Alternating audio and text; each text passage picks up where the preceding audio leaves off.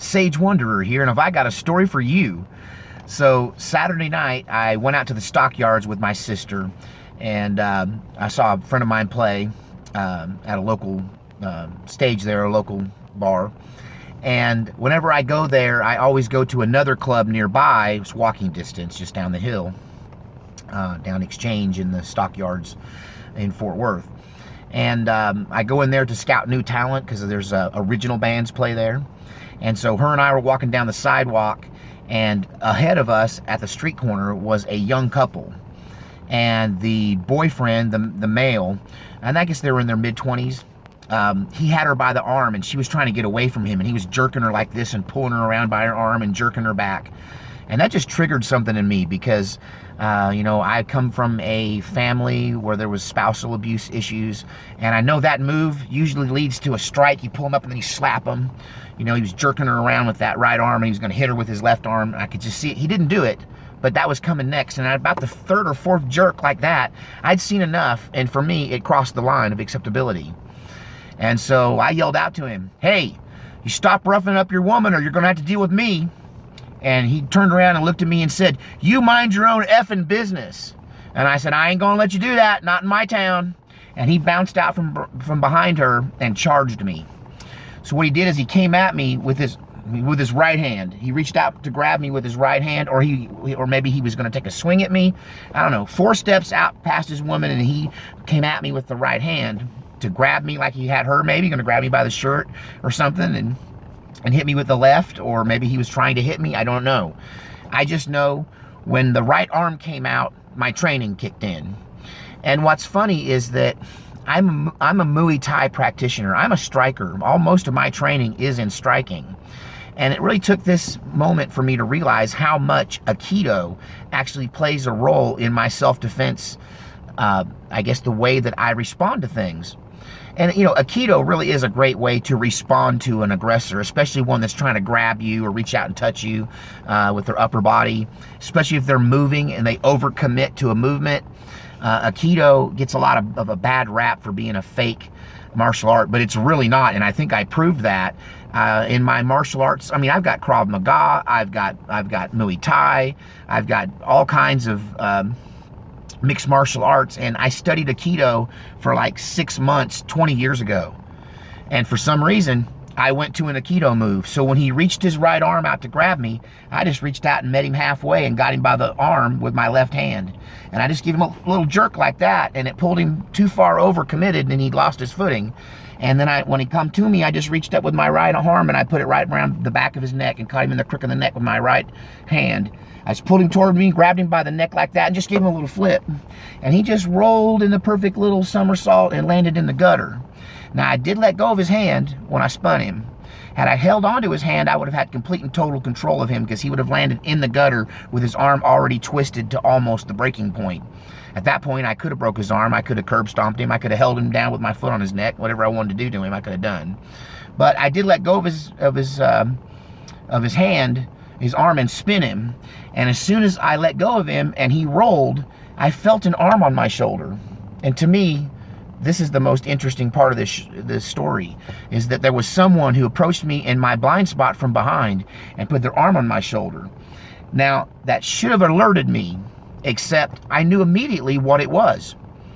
It was another alpha male going, "Okay," because he said to me when he grabbed my shoulder, "Okay, that's enough. You got your point across." And I guess he was preventing me from moving in for the kill, which was almost instinctual to people that fight.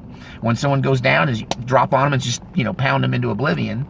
But I didn't intend to do that. That wasn't my intention. In fact, I didn't have an intention. If one thing stuck out to me about this encounter, it's that I just responded purely out of training. I couldn't tell you that I made a decision to grab his arm. I had to dissect it later to even realize I grabbed his arm. I do know that I grabbed his neck and tossed him into the deal.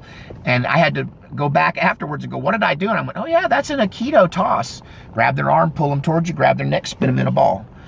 And I did. I wrapped him up in a nice little ball. I could have put a bow on him and sent him off for Christmas. But as soon as I rolled him, I felt that arm on my shoulder, and I kind of turned, and I wasn't really alarmed because I felt that it was the right amount. Whoever did that is a martial artist. The guy that grabbed my shoulder, not whoever, I'm about to explain who that was, but the guy that grabbed my shoulder is definitely a martial artist, and it's what you do to a guy when you've pinned the guy or you've won the match, and you're like, okay, that's enough. You got your point across. And so I just yielded to it, and the guy in the gutter jumps up, right? And the whole time his woman's going, don't hurt him, don't hurt him. And all I did was just roll him. He came at me, right? And so, I mean, I intervened, but he came at me and got physical, so I rolled him in the gutter. And the thing that impressed me the most, two things. One is when he said, mind your own effing business, I shed my coat so fast, it just, I don't know, it's like an angel pulled it off me or something, right? But this person grabs my shoulder just as this guy jumps up, and he says, and the guy goes, immediately plays the race card. See, I didn't know what race he was. He was a silhouette roughing up a woman. It was a male silhouette roughing up a female silhouette. And it was pretty dark out there on the street corner, no street lamps right there on that corner. And anyway, so I didn't know that he was Mexican. But when he pops up out of the gutter, he yells, I know why you're doing this. It's because I'm a Mexican. In a perfect Texas accent. Like he had no Mexican accent. Honestly, I'm still not sure he was a Mexican. He claimed to be, but he just looked like any other cowboy to me on a Saturday night. I just wasn't going to let him rough his woman up on my street corner in front of me. And anyway, he says that it's because I'm a Mexican, right? And me and the guy that touched my shoulder, both, I could hear him go, what? And then I realized there's two guys. Like when this guy touched my shoulder, he kind of came into my peripheral, and now I'm standing between two guys. And they're not just any guys. These two guys are about the same height, they're about the same width across, and they're both in perfect physical condition, and they're about 30 years old. And both of them are just like fit as a fiddle, like rock solid. Like these guys are fighters, and they're both wearing what I call a sandbox beard.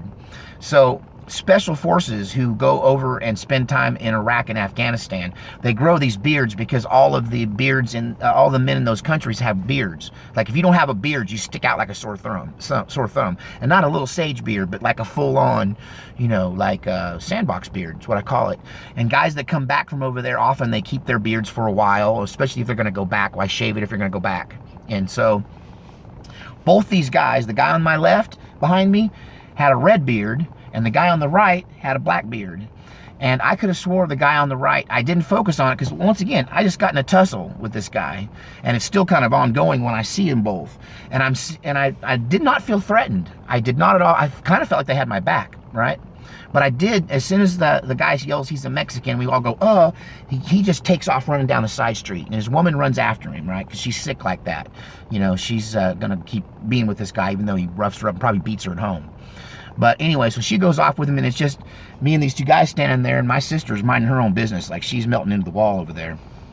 And I told him, I said, look, man, I don't know if you saw that, but he was roughing her up. I'm not going to stand around and let this guy rough up his woman in the middle of the Fort Worth stockyards, not as long as I'm breathing. And they were like, no, they both nodded in agreement. No, you did the right thing. You used just the right amount of force. And then I kind of relaxed a little bit, and I went, because the guy was gone, I went, pretty good for an old 52-year-old. I'm an old man. And they both went, yeah, that was really slick. That was quick. That was really slick.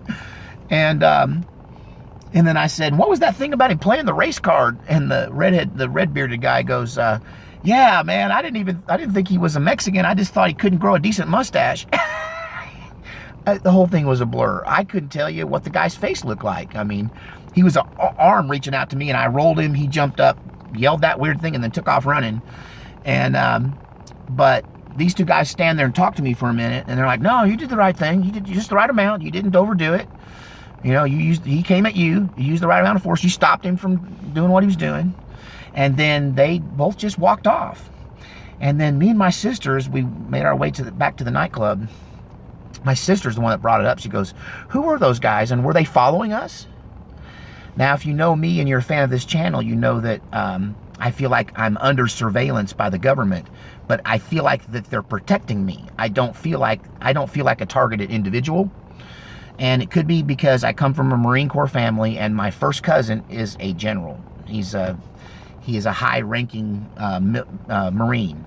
And so maybe these people were watching me for that. Maybe they were watching Sage Wanderer and they weren't watching me at all. You know what I mean? I don't know. Maybe it was a coincidence and it just happened to have a couple. Both them guys were wearing tactical pants and tactical shoes. And I could have swore the one guy had a Eagle, Globe, and Anchor tattoo on his forearm, which would make him a Marine at one point or another, the guy with the black beard. And, but I just found it odd that they were right there, had my back.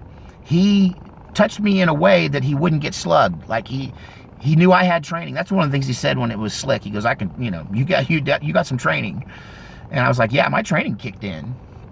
So anyway, what do you think? Were these two guys just happened to be there? Did this guy happen to rough his wife up in front of 3 alpha males and I was just the first one to make the move?